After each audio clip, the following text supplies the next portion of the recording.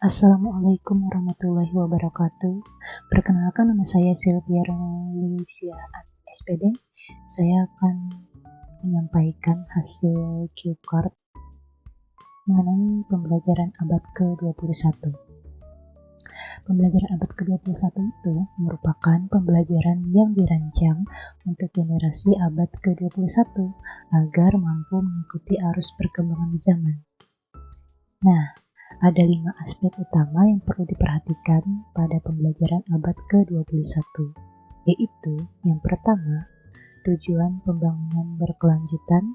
Yang menjadi perhatian utamanya adalah pendidikan yang berkualitas, akses dan kesetaraan, dan pembelajaran seumur hidup. Jadi, dengan pendidikan yang berkualitas, dapat menghasilkan juga generasi penerus bangsa yang berkualitas juga. Nah, kemudian akses dan kesetaraan, yaitu yang dimaksud akses dan kesetaraan artinya dapat diakses oleh semua anak dari segala penjuru, berarti di Indonesia ini dari Sabang sampai Merauke, dan kesetaraan, tidak ada yang berbeda-beda dari tingkat ekonomi bawah, menengah, sampai ekonomi atas, seperti itu. Dan kalau pembelajaran seumur hidup artinya kita sebagai manusia terus harus belajar mengikuti perkembangan zaman, mengikuti tantangan global, dan harus senantiasa terus belajar sepanjang hayat. Ya, gitu. Kemudian yang kedua ada konsep pembelajaran, yaitu guru memperhatikan kegiatan pembelajaran yang mencakup life and career skills, learning and innovation skills, information, media, and technology skills. Penjelasannya yaitu kalau guru memperhatikan kegiatan pembelajaran yang mencakup life and career skills artinya mempersiapkan generasi kita agar skillsnya dapat terasa untuk di kehidupannya dan di dalam karirnya, seperti itu. Lalu ada learning and innovation skills, itu artinya kan learning pembelajaran dan inovasi. Jadi guru mempersiapkan generasi penerus bangsa agar skillsnya untuk belajar dan berinovasi. Ya, kemudian information, guru juga memberikan informasi yang aktual, terbaru, terkini kepada siswanya. Lalu media, guru juga mempersiapkan media yang terkini.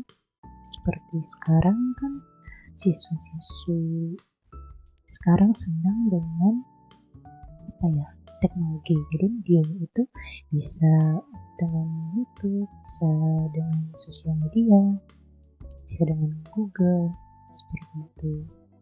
Oh ya, media juga bisa menggunakan LCD, laptop, lalu kita tampilkan video pembelajaran mungkin LCD atau PPT kita yang kita buat menarik untuk kita tampilkan kepada peserta didik. Dan teknologi skills itu artinya guru mempersiapkan peserta didik untuk mengasah skills peserta didik tadi di bidang teknologi. Jadi selain guru juga bisa memahami teknologi, peserta didik pun dapat dan mampu memahami teknologi terkini dan dapat mengaplikasikannya di kehidupan saat ini dan yang akan datang. Kemudian yang ketiga, karakteristik peserta didik. Pembelajaran yang modern dan peserta didik untuk berpikir kritis, kreatif, kolaboratif, dan komunikatif.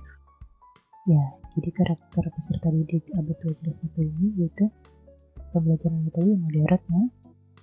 Tetapi ada juga sih sebenarnya kalau yang di pelosok itu yang tidak dapat dijangkau oleh listrik, jadi kan kurang modern juga, tidak dapat mengakses LCD, laptop, kepentingan seperti itu. Tapi kalau yang untuk di perkotaan dapat menggunakan pembelajaran yang modern, ya bisa menggunakan gawai tadi ya, kemudian LCD, laptop, dan media-media sosial dapat kita akses karena tadi ya kita tidak terbatas akses listrik. Kemudian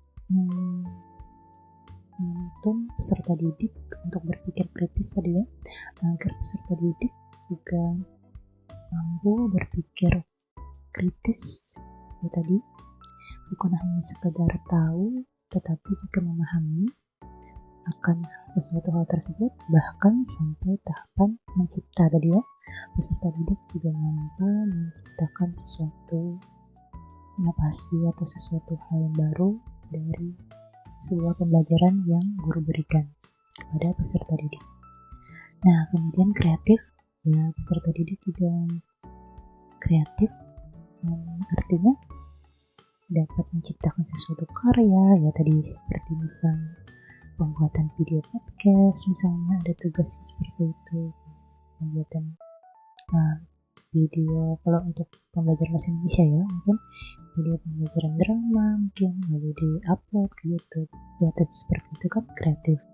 Kolaboratif, nah lalu kan kolaboratif belajar bekerja sama nih untuk tim, ya tadi misalnya seperti membuat pertunjukan drama lalu direkam, di-share ke YouTube secara berkelompok. Nah, berkelompok itu kan berarti peserta didik belajar berkolaborasi atau belajar bekerja sama. Dan komunikatif tadi, peserta didik juga belajar untuk berkomunikasi kepada rekan sejawatnya untuk mendiskusikan terkait tugas pembelajaran dramanya tadi atau terkait tugas lainnya gitu ya, seperti itu. Agar nantinya peserta didik terlatih berkomunikasi dengan baik, bukan hanya kepada teman sejawatnya, tetapi kepada lingkungan sekolah, kepada guru, kepada orang-orang yang ada di lingkungan sekolah, ada orang-orang yang ada di lingkungan rumahnya, maupun orang-orang yang ada di masyarakat, seperti itu. Karena nantinya kemampuan komunikasi yang baik ini dapat meningkatkan kualitas dirinya juga untuk saling bekerjasama dan saling berkolaborasi di bidang di dalam karirnya nanti, seperti itu. Lalu yang keempat, karakteristik guru yaitu berperan sebagai fasilitator dalam pembelajaran abad ke-21 serta pembelajar sepanjang hayat. Nah, penjelasan yang pertama yaitu berperan sebagai fasilitator dalam pembelajaran abad ke-21 yaitu kalau dulu siswa itu kan berpusat kepada guru nih, guru sebagai sumber utamanya. Nah, sekarang di pembelajaran abad ke-21 guru itu hanya sebagai fasilitator, artinya orang yang memfasilitasi, tetapi peserta didiklah yang terlibat aktif di dalam pembelajaran. Nah, seperti itu. Jadi misalnya kita kan sebagai guru menyediakan alatnya, LCD, apalagi laptop, lalu kita tampilkan misalnya di pembelajaran ini pembuatan drama.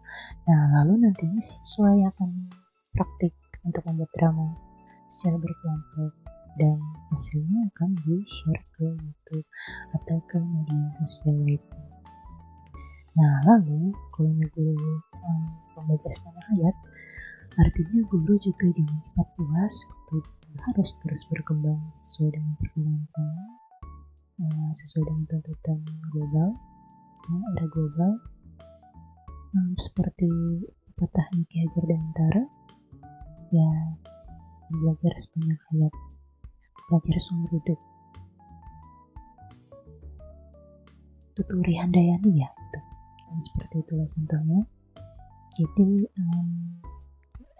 kita usahakan sebagai guru kita lebih lebih lah dalam segala hal daripada siswa, sehingga kita nantinya apabila kita memberikan suatu ilmu atau suatu pada siswa, terus diminta oleh siswa untuk pendapat dari kita atau penyampaian dari kita, yaitu siswanya itu senang kita, ya guru ini sesuai ya dengan perkembangan zaman, seperti itu. Guru ini terus mau belajar ya,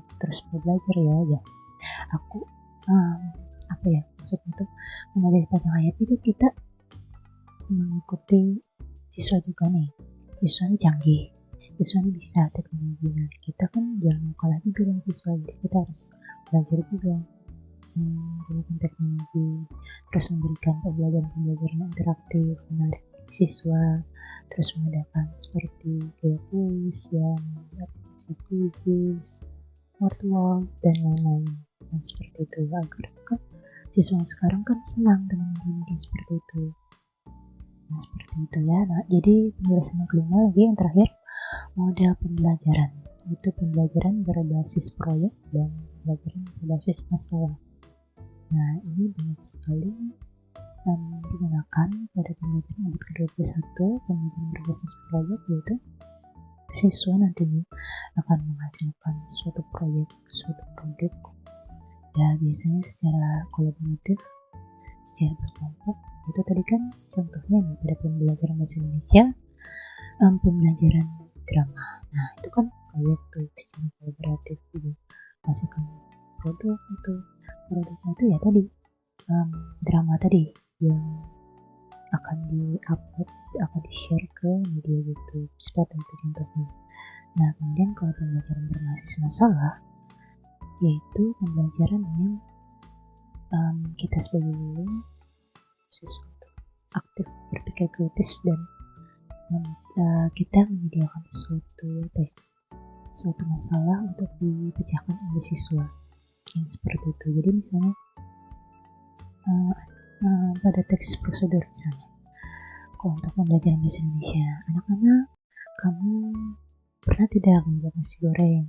Pernah ibu. Nah kalian tahu tidak bagaimana cara membuat nasi goreng?